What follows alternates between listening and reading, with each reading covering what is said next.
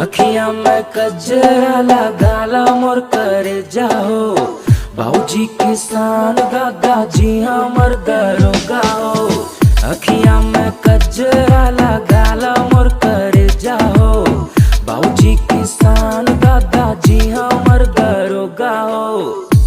यरी माटी कोड़े झालू अरुणवा के खेत में, सुना ताने का हर शादी होखे वाला बा जेठ में।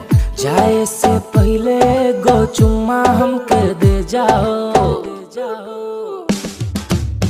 अखियां में कजरा लगाला मोर करे जाओ, बाबूजी किसान दादाजी हमर दरोगा हो। ओढ़नी के तान के तू जालू खरे यानी में, खेत में हम धान रोपे ठेउन भर पानी में। चढ़ले जमाने में करे जाके न घूमा तारू हो, ए चिंटुआ के माई है न सुना तारू हो। देखा अपना बेटी के बिगड़ गइल बिया, इ तो बाढ़ के पानी के लखा बढ़ गइल बिया। खूटा में बानो ना तो भैंसी तुरा जाई, झूठो के केस होई पुलिस थाना आ जाई। एने बाड़ू हो हमर फोन तो उठाओ ना, मिले का बा मन कभी दियरा में आवो ना।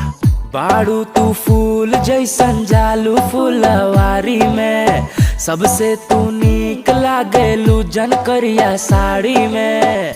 हमसे तू अखियां मिला जाओ, अखियां में कजरा लगाला मोर करे जाओ, बाबूजी किसान दादाजी हमर दरोगा हो।